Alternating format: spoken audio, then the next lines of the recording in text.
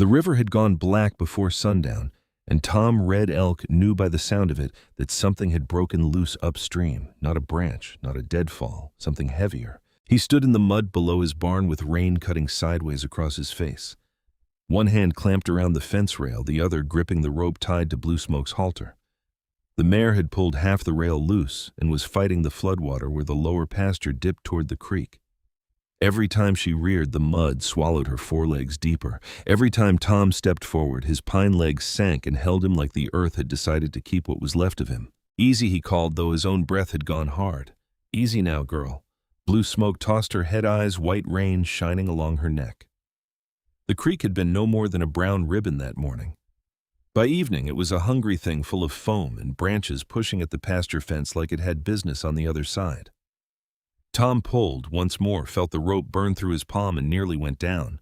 His right leg, the one carved from pine and leather straps, slid sideways in the muck. Pain shot up through the stump below his knee, sharp enough to make his vision flash white. He caught himself against the rail and stood there shaking, not from cold, though the rain was cold enough.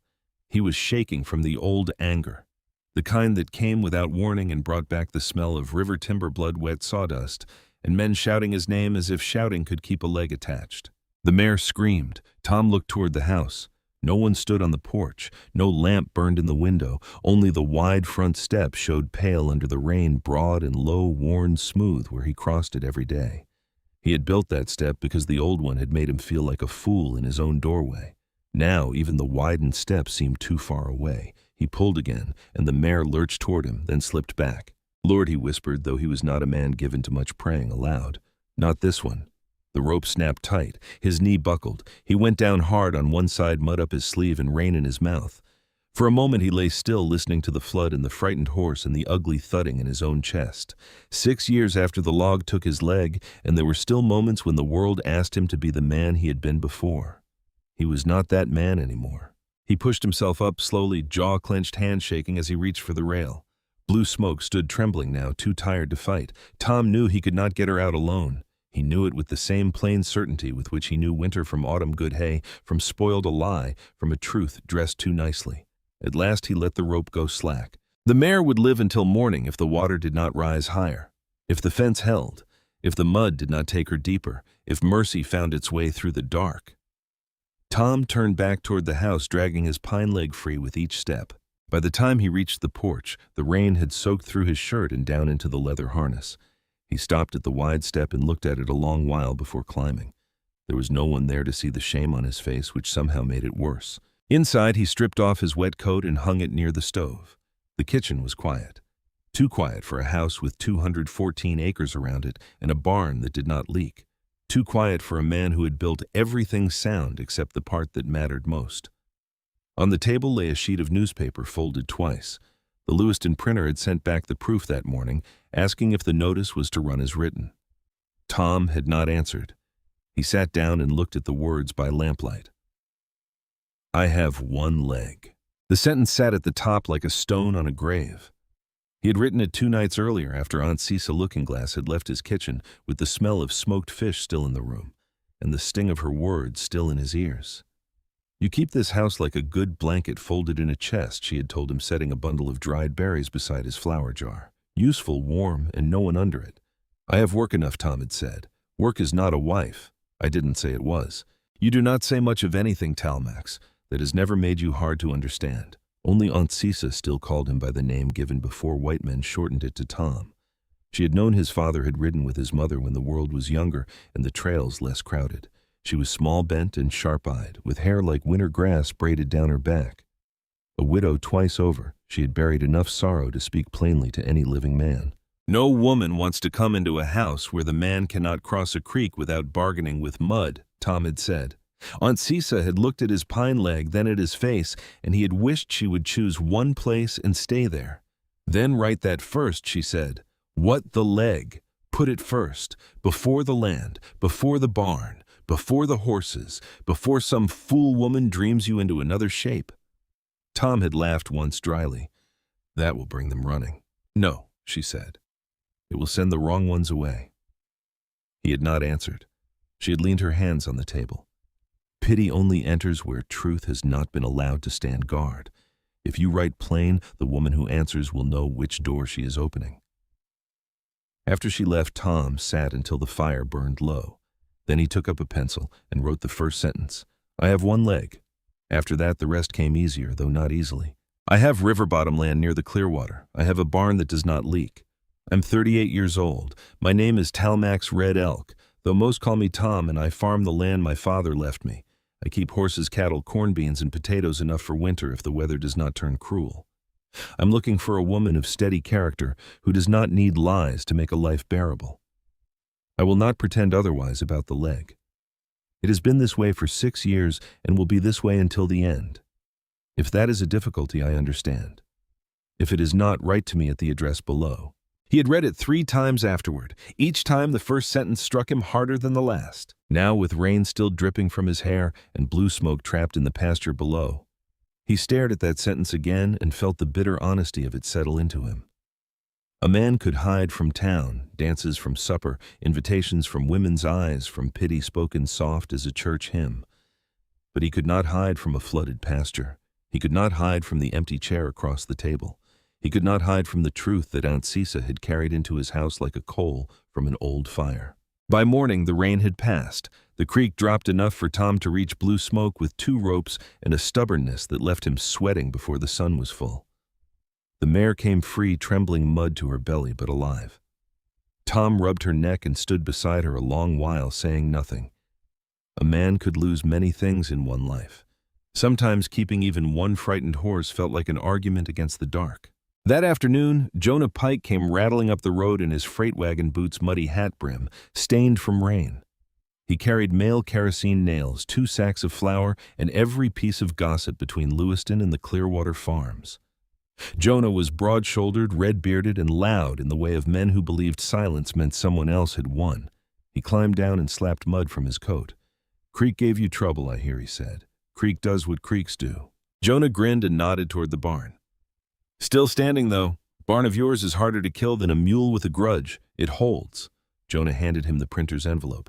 You sending that notice back or burying it? Tom took the paper. Sending it? Jonah's eyebrows lifted. Well now, one-legged farmer looking for a wife. That ought to stir conversation. Tom looked at him until the grin thinned. Jonah cleared his throat. Didn't mean nothing by it. Most men say that after they mean something. Aunt Cisa's voice came from behind the wagon. She had approached without either man hearing, a shawl over her shoulders and a basket on her arm. Jonah turned startled. She looked at him from beneath the shawl. A man who laughs at another man's wound had better pray nobody ever names his own. Jonah reddened under his beard and busied himself with the flour sacks. Tom said nothing, but the words stayed in the yard after Jonah left like smoke refusing to rise. The notice ran the following week. It traveled folded in newspapers, tucked into saddlebags, laid on trading post counters, carried into agency offices, and read aloud by men who could read to men who could not. Some laughed, some shook their heads. A few said Tom Red Elk had either lost his pride with his leg or found more than most men ever had. At the mission agency near the lower road, Melly Gray Dove found the notice on a Wednesday afternoon while copying a supply account in a careful hand. The office smelled of ink, wool dust, and coffee gone sour from sitting too long near the stove. Outside, 2 boys argued over a mule. Inside, a woman waited for Melly to write a letter to her son working in Walla Walla. Melly had spent 4 years at that desk putting other people's needs into sentences. She knew the sound of a man trying to make himself larger on paper. She knew the sound of a woman trying to make grief acceptable. She knew when truth stood plain and when it wore a hat too fine for the room. Her finger stopped on Tom's notice. I have one leg. Melly read the line once, then again, then she sat back. She was 31 years old, unmarried and fat, in a world that treated a woman's body as public weather, fit for every passerby to comment on. Men had called her broad as though it were a verdict.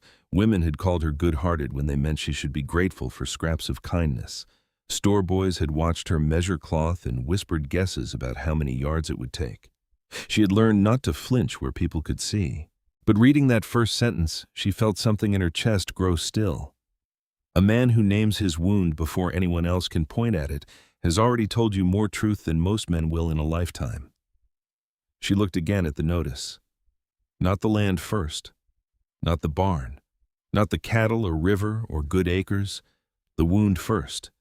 The thing others would whisper. The thing he chose to make plain. The woman waiting nearby shifted in her chair. "Melly." "Yes," Melly said softly, still looking at the notice. "I heard you." But her hand had already moved toward a clean sheet of paper.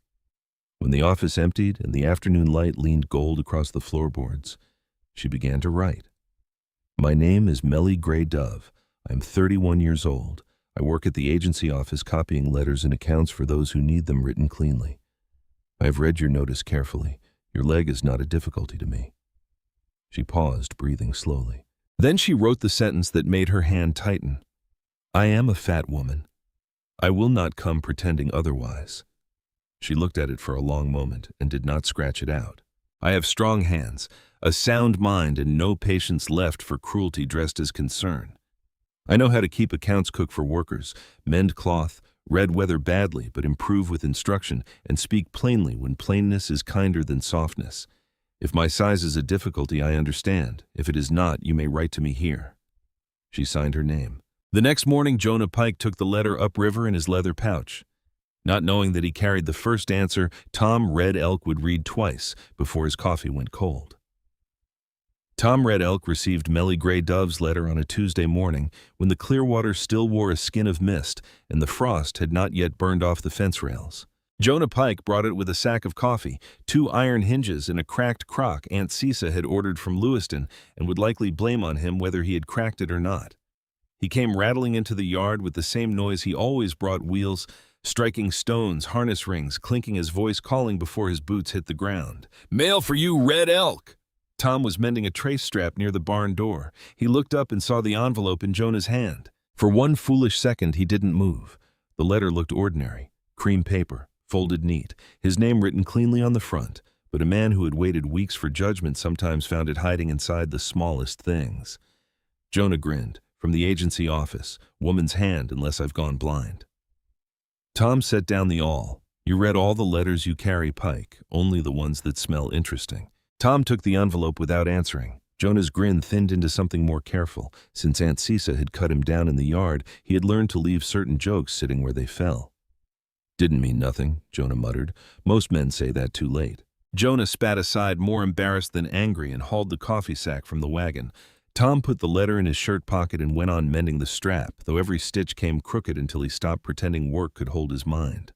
Inside the house, he sat at the kitchen table where the morning light lay flat and pale across the boards. His coffee steamed beside him. He opened the envelope with his thumb and unfolded the page. "My name is Melly Gray Dove. I am 31 years old. I work at the agency office copying letters and accounts for those who need them written cleanly. I've read your notice carefully. Your leg is not a difficulty to me." Tom stopped there. He had received 4 answers before hers. One woman had written mostly about her pie crust and her fear of Indians, which told him enough. Another had said she possessed a tender heart and would overlook his misfortune if his farm was productive. A widow from near Walla Walla had not mentioned the leg at all, which made it stand larger between every line. A fourth had asked whether his condition prevented him from providing children, and he had folded that letter so sharply the paper tore. Melly Gray Dove had named the leg and walked past it. Tom read on. "I am a fat woman. I will not come pretending otherwise." He sat back. The house made its usual small sounds: stove iron, ticking wind pushing against the chinking, a horse stamping in the yard. But for a moment, he heard none of it. He only saw that sentence plain as a fence post. "I am a fat woman." Not hidden, not softened, not dressed up with gentler words, placed on the page the way he had placed his own wound in the notice. "I have strong hands, a sound mind, and no patience left for cruelty dressed as concern. I know how to keep accounts, cook for workers, mend cloth, read weather badly but improve with instruction, and speak plainly when plainness is kinder than softness. If my size is a difficulty, I understand. If it is not, you may write to me here." Tom read the letter twice. His coffee cooled without being touched. By noon, he had written back. He told her the river bottom land was good, but not easy. The south pasture flooded in wet springs. The horses were mostly sensible, except for Blue Smoke, who treated fences as suggestions. He told her about the barn roof and how he had shingled it from the ground up after the accident, taking most of a summer and losing his temper more than once. He told her Aunt Cisa Looking-Glass lived nearby and gave advice as freely as weather gave rain. He told her his stump ached when cold weather settled in and that he had learned to work around pain the way a man worked around a stone in a field. He did not tell her she sounded brave. He had never liked being praised for surviving what he had not chosen. Instead, he wrote, "Your letter was plain. I respected that." He sent it with Jonah 2 days later. After that, the weeks began to arrange themselves around mail. Mellie's second letter arrived under a hard blue sky with the river running high from mountain melt. She wrote that the agency office smelled of ink and boiled coffee and that she spent her days making other people's troubles legible. Mothers came to her with letters for sons who had gone west. Men came with accounts they did not understand. Widows came with government papers that used 12 words where 2 would have been kinder. She wrote that words could be used to hide a thing or reveal it, and she had grown tired of hiding. Near the bottom of the page, she wrote, "Do not step around the truth like it is a snake in the grass. Name it, and then walk on." Tom cut that line out with his eyes and carried it in his mind for 3 days. He answered by telling her of the porch step, how the old one had been too narrow, how crossing it with the pine leg had made him feel watched even when no one stood nearby, how one evening after stumbling and spilling a bucket of milk across the boards, he tore out the old step and built a wider one, lower, broader, honest about what was needed. Mellie wrote back that a house ought to learn the people living in it. That letter stayed in his shirt pocket until the fold began to soften. Aunt Cisa noticed before he told her anything. "You wait for Pike now like a dog waits for scraps," she said one evening, shelling beans at his table as though the house belonged partly to her, which in some old way it did. Tom hung his hat on the peg. "You came here to insult me or eat supper. I can do both." "She writes well," he said after a while. "Writing well is not living well, I know that." "No," Cisa said, not unkindly. "You know how to doubt. That is not the same." Tom sat across from her. The lamplight deepened the lines in her face. She had seen treaties broken, families moved, horses taken, winters that buried good men, and grief that did not bother to explain itself. When Aunt Cisa spoke of doubt, it came from a country larger than his. "She says she is fat," Tom said. Cisa kept shelling beans. "Is that all she says?" "No." "Then, do not make it all you hear." He looked at her then, and she smiled without softness. "That is what fools have done to you, Talmax. Made one part of your body into the whole story. Do not learn their bad craft." Over 7 weeks, 14 letters passed between Tom's farm and the agency office. Mellie told him she had once been asked by a trader whether she charged by the pound for sewing work. She had answered that if men were priced by cents, he would owe her money for taking up space in the room. Tom laughed aloud when he read it, startling blue smoke outside the kitchen window. Tom told her he no longer went to dances because watching other men move easily made him mean in his own thoughts, and he did not like the taste of that meanness. Mellie answered that she did not dance well either, not because she lacked rhythm, but because men held her as if apologizing to someone unseen. He told her the farm had mornings so quiet a person could hear coffee settling in the cup.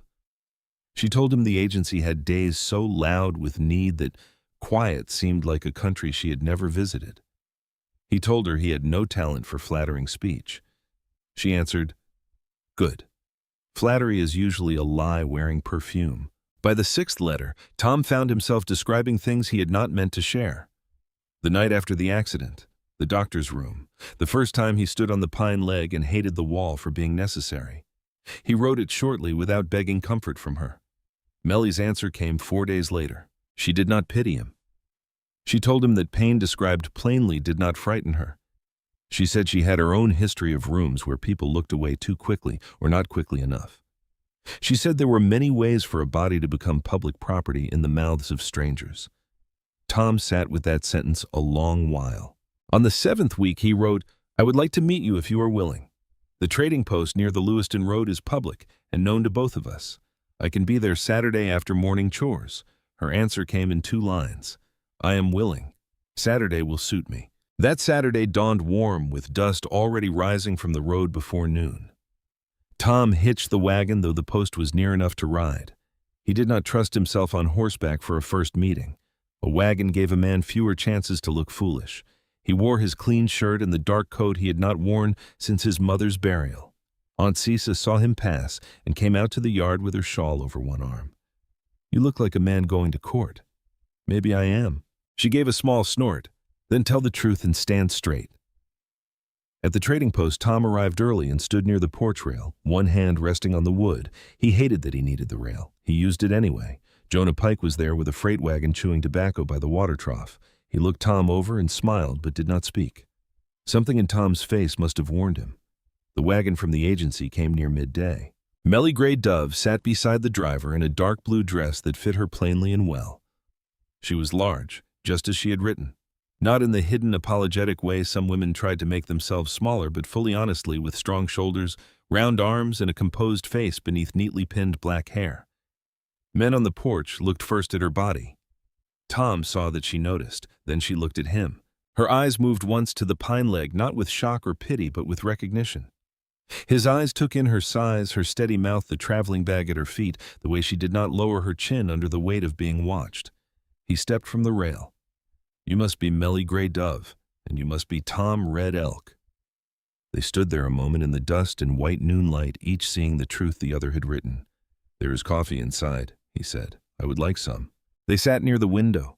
The postkeeper pretended to sort nails behind the counter. Jonah busied himself outside with a harness buckle that had not asked for so much attention. Melly asked about blue smoke, and Tom said the mare had more opinions than sense, but had survived worse weather than many people.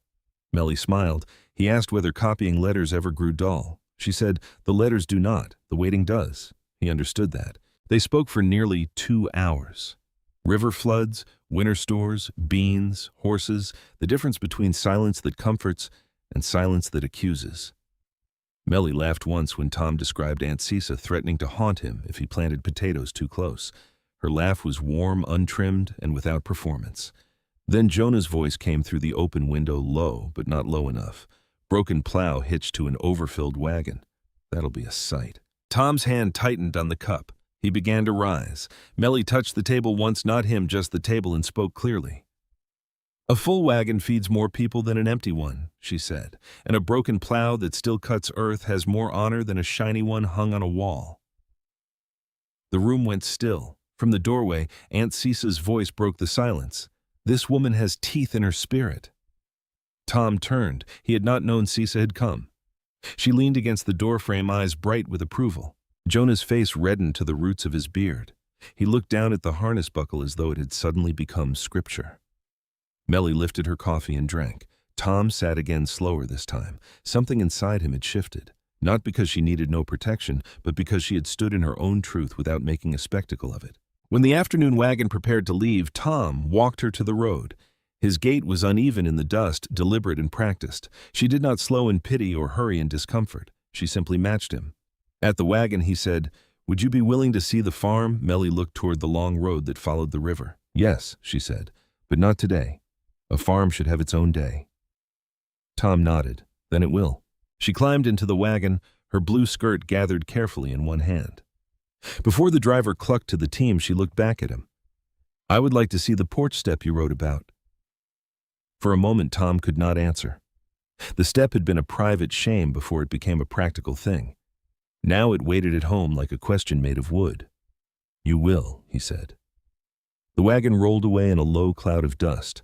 Tom stood in the road until it bent out of sight. Aunt Cisa came beside him, small and silent as a shadow. "You are already thinking too far," she said. "I am thinking clearly." "No, you are thinking with hunger. That is different."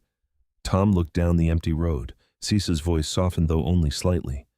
"Before a man offers a woman his house, he lets her see the steps. All of them." Tom thought of the broad porch board worn pale from 6 years of crossing. He thought of Melly's letter folded in his chest at home. He thought of Rain-Mud Horse's gossip winter pain, coffee, and the empty chair across from his own. "She will see them," he said. And for the first time since he had written the notice, the thought did not frighten him enough to stop him. The road to Tom Red Elk's farm followed the Clearwater in a long, bending line, sometimes close enough for Melly Gray Dove to see the river flashing between cottonwoods, sometimes pulling away into dust and dry grass where the hills rose pale under the summer sun. She sat beside Jonah Pike on the freight wagon with her gloved hands folded over a small traveling bag. The bag held one clean apron, a comb, a folded shawl, and Tom's letters wrapped in blue cloth. She had not meant to bring the letters. Then at dawn, standing in her room at the agency with the window open to the smell of coffee and horse sweat, she had placed them in the bag anyway. Some things steadied a person by their weight. Jonah drove without his usual talk for the first mile. The team knew the road better than he did and moved with patient resignation. Dust lifted behind the wheels. A hawk swung high over the river bend. Now and then Jonah cleared his throat as if words were crowding him and he didn't know which ones were safe to let out. Melly let him suffer with it. At last he said, "Road gets rough past the cottonwoods. I've ridden rough roads before. I reckon you have?" There was no insult in it this time, only awkwardness. Jonah slapped the reins lightly and looked ahead.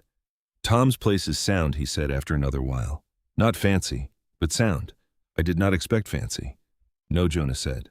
"I suppose you wouldn't." Melly turned her face toward the river. She had been watched all morning before she ever reached the wagon. Two women at the agency had looked at her blue dress and then at each other. A boy by the hitching post had stared openly until she looked back long enough to make him drop his eyes. She was used to that. Still, there were days when the world's eyes felt like burrs clinging to cloth. She wondered if Tom knew that feeling in his own way. She believed he did.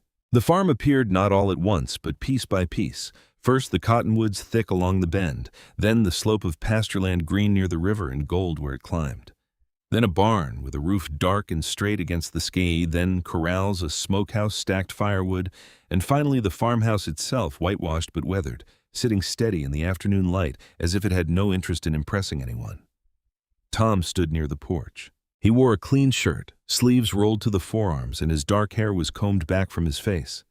One hand rested lightly on the porch post. Melly saw the pine leg, the careful balance, the stillness of a man who had learned to spend movement wisely. Then she saw the step.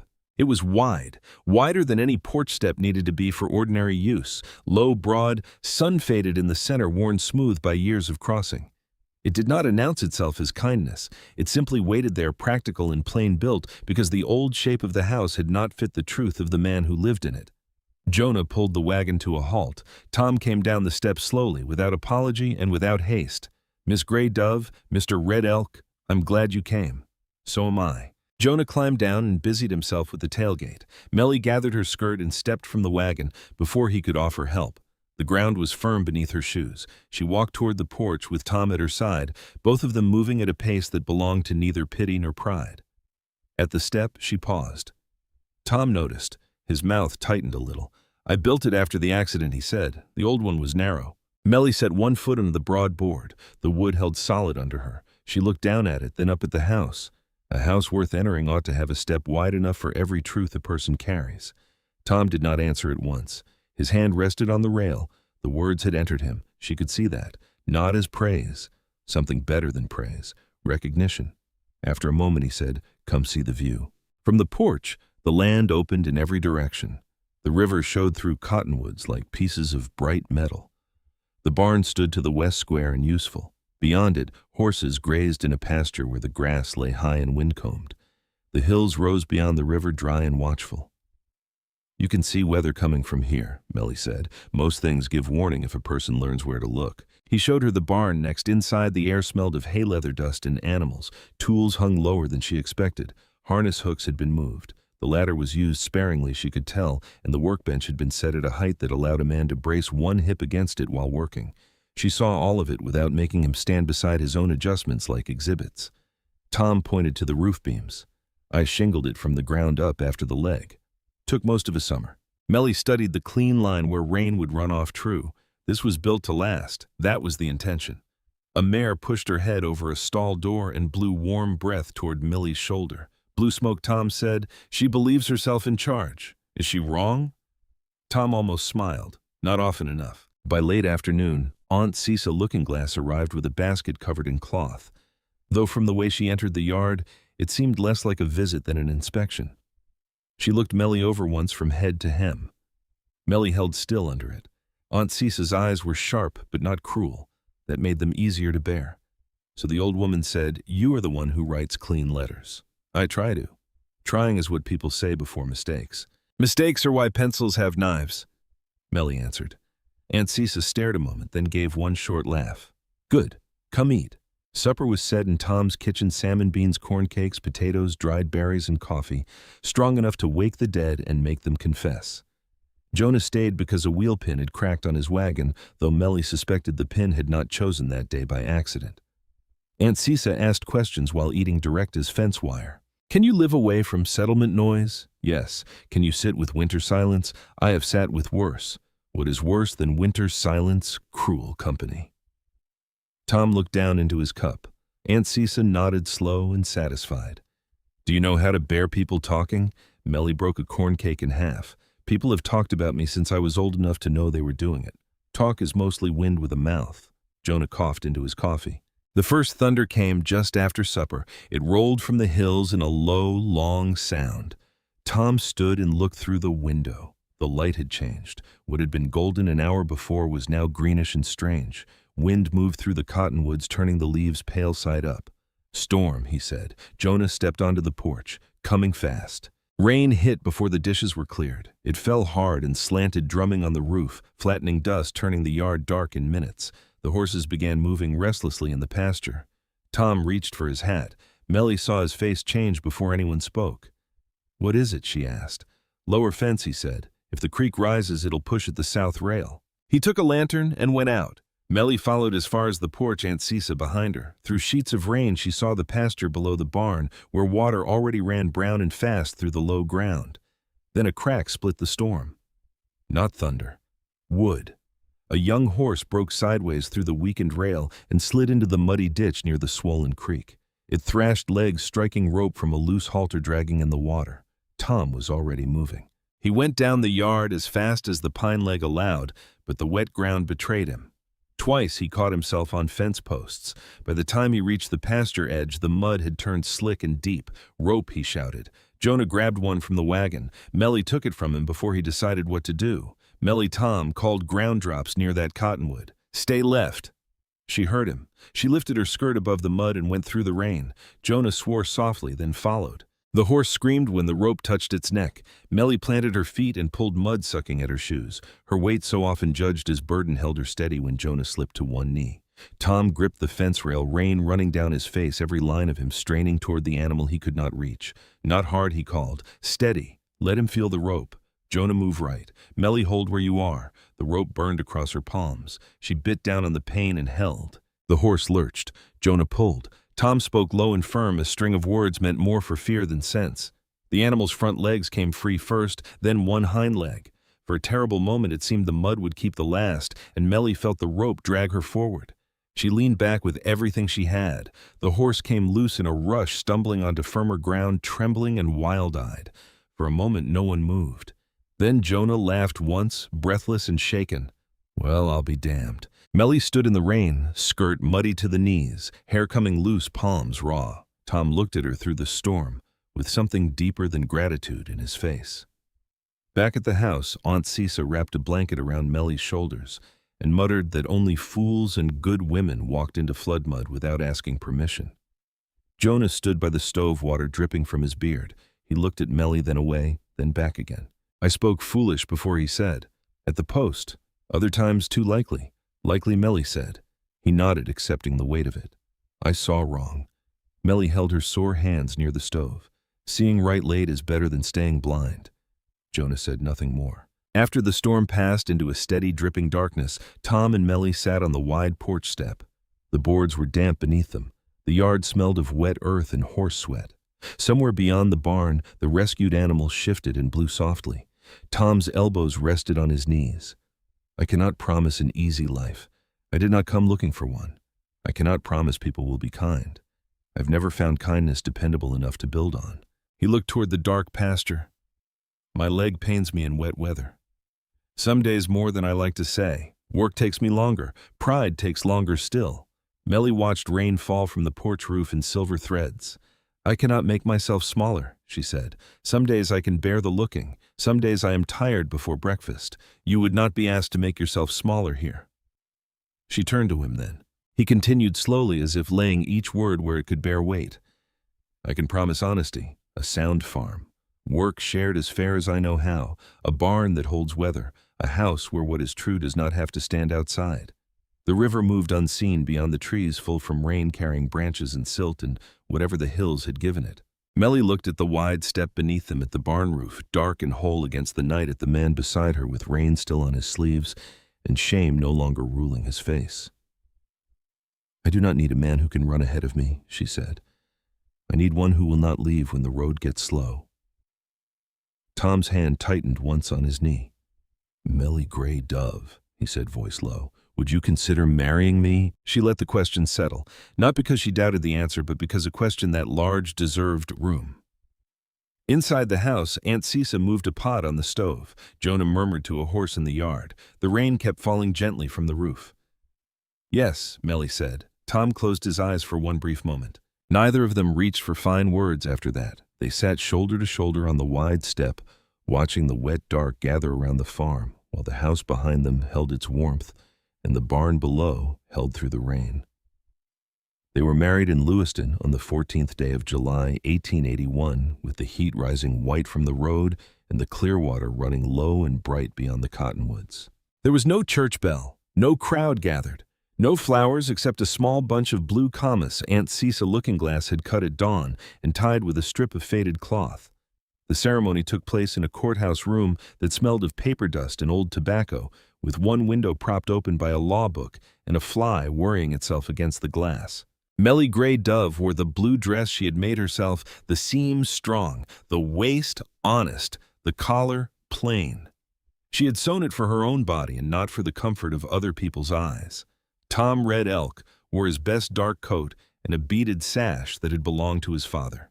He stood with his weight carefully balanced, his pine leg quiet beneath him, one hand resting at his side as if he had trained it not to reach for a rail. Aunt Cisa stood for Melly, though she said a woman did not need standing for if her spine had already proved itself. Jonah Pike stood for Tom. His beard trimmed, his boots cleaned badly but sincerely. He looked solemn in the way of a man unused to being trusted with anything sacred. When the clerk asked the questions, Tom answered plainly. Melly answered plainly too. Outside, after it was done, Jonah cleared his throat and said, well, that was shorter than a mule auction. Aunt Cisa struck him lightly on the arm with her folded shawl, and better attended by sense. Melly laughed, and Tom looked at her as if he would remember that sound longer than the clerk's words. On the wagon ride home, neither of them spoke much. The road unwound beneath the wheels, dust rising behind them. Melly's small trunk sat in the wagon bed beside a sack of flour, 2 coils of rope, a crate of nails, and the bundle of camas flowers. Tom held the reins. His hands were steady. Melly watched the river appear and vanish through the cottonwoods. After a while, she reached across the narrow space and took his free hand. Tom did not look at her right away. He only closed his fingers around hers and drove on. There were some promises that did not improve by being spoken. The house received her without ceremony. The wide porch step lay pale in the afternoon sun, still marked faintly from the rainstorm that had come the night he asked her to marry him. Melly stepped onto it, carrying her trunk in one hand before Tom could offer to take it. He saw her do it and said nothing, which was one of the first kindnesses of their married life. She learned the farm by degrees. By August, she knew which hens were thieves and which only looked guilty. By September, she could tell the south pasture's health by the color of the grass. By October, she had set Tom's accounts into a new ledger because the old one had more gaps than numbers. She found unpaid debts owed to him, overpaid charges owed by him, and 3 years of market prices written on scraps and tucked into a flour tin. You kept records like a man hiding from arithmetic, she told him. Tom looked over her shoulder at the ledger. Arithmetic and I have always kept a respectful distance. No more distance, she said. No, ma'am. She learned blue smoke's moods, the sound of loose harness, the way river fog could make a fence disappear at morning, the smell of potatoes beginning to rot in storage, the proper time to cut beans, and the private language of cows when weather changed. Tom learned her silences. Some meant thought, some meant weariness. Some meant she had been hurt and was deciding whether the hurt deserved words. The porch step became theirs before either one named it. In the mornings, Tom brought coffee to the step while the eastern sky paled over the river. In the evenings, Melly sat there with mending in her lap while Tom cleaned tack or sharpened tools. Aunt Cisa came and went as she pleased, often carrying food advice or judgment. Jonah brought mail and freight, and after the storm, he no longer filled the yard with careless jokes. He still talked too much, but his words had begun to look where they were stepping. Not everyone did. At the trading post that autumn, a settler's wife looked Melly up and down and said with a smile, thin as a blade, "You are fortunate. Mr. Red Elk values a capable woman." Melly held a sack of salt in both hands. Most useful things are fortunate when fools fail to value them. The woman's smile hardened. Melly carried the salt out before her hands could shake. Tom saw the shaking later on the porch, though she had tried to hide it by folding cloth. "Who spoke?" he asked. "No one worth naming? That does not mean they did not wound." She kept folding. "If I name every barking dog, the road will be nothing but dogs." Tom sat beside her. The sunset had gone copper over the pasture. He watched her hands press one fold, then another. "I know what it is," he said quietly, "to have strangers build a whole man out of one piece of your body." Mellie's hand stilled. He did not touch her. He had learned that comfort like truth had to be offered without crowding. "They may look," he said, "they may talk, but they do not get to decide what this house means." Mellie looked out at the fields, her face turned from him. "Some days I'm tired before breakfast." "I know." That was all he said, and because it was not too much, it was enough. Winter came hard that year. Snow laid itself along the riverbanks and stayed. The hills turned white and silent. The stock water froze twice before noon some days. Tom's stump pained him badly in wet cold, and Mellie woke more than once to find him sitting on the edge of the bed, both hands gripping his knee, breath held between his teeth. She did not ask if he hurt. She warmed a cloth near the stove and brought it to him. One January night, wind struck the house like a team hitting a locked gate. Snow drove so thick past the windows that the world vanished beyond the porch rail. The fire burned low. Mellie had just banked the coals when pounding came at the door. Tom reached for his crutch before the second blow. Jonah Pike fell inside, half-frozen beard-white coat stiff with ice. "Cisa," he gasped. "Cabin. Fever took her hard. She wouldn't leave. I got as far as here." Mellie was already moving. Tom tried to stand too quickly and nearly stumbled.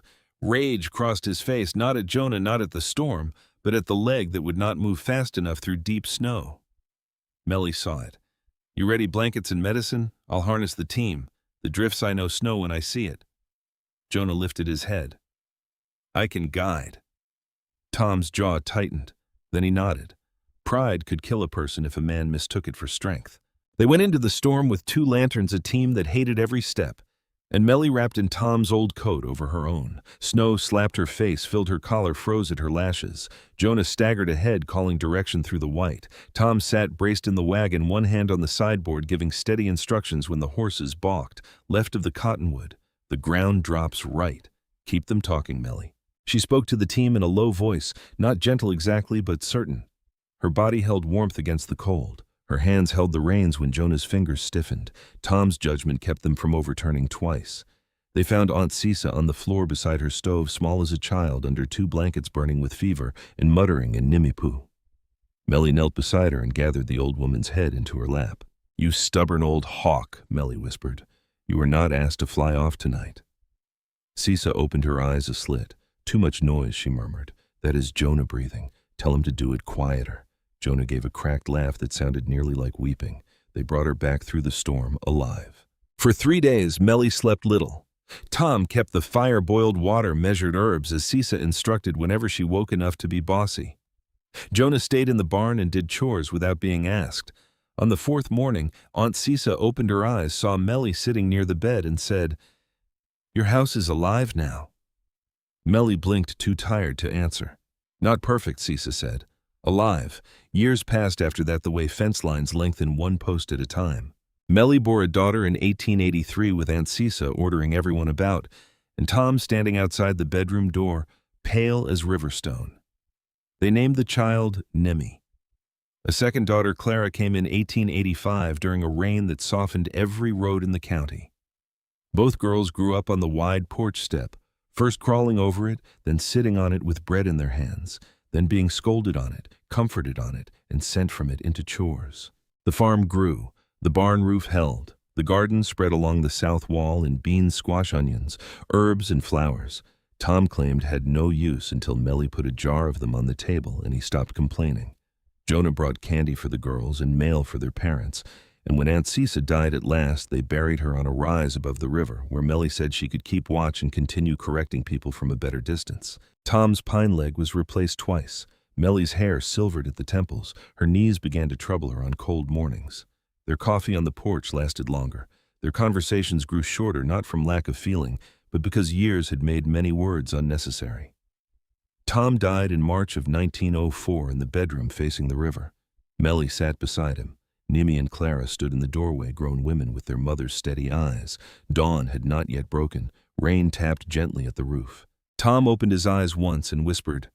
Barn, holding Melly, took his hand. It holds. His mouth moved almost into a smile. Good. Then he was gone. Melly stayed 19 more years. She kept the accounts, she kept the porch swept, she kept Tom's notice and her first letter folded together inside the family Bible between the pages of Ruth, because loyalty deserved to rest beside loyalty. She died in the summer of 1923, in the same room with the window open to the sound of the Clearwater moving beyond the cottonwoods. After the burial, Clara's daughter found the Bible in the chest beside the bed. She was young, with curious hands and a quiet face. Between the worn pages lay 2 folded papers. The first was a newspaper notice, fragile at the creases. I have 1 leg. The second was a letter in Melly's hand. I'm a fat woman. I will not come pretending otherwise. The granddaughter stood in the morning light and read both papers twice.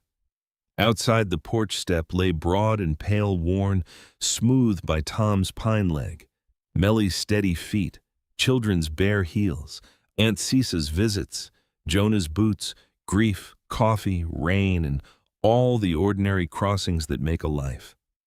Only then did she understand what the house had known all along. The world remembers scars poorly, but a good house remembers every hand that made it whole. She folded the papers carefully and placed them back inside the Bible. Then she went to the porch and sat on the wide step while the river moved below the cottonwoods, carrying the old light forward.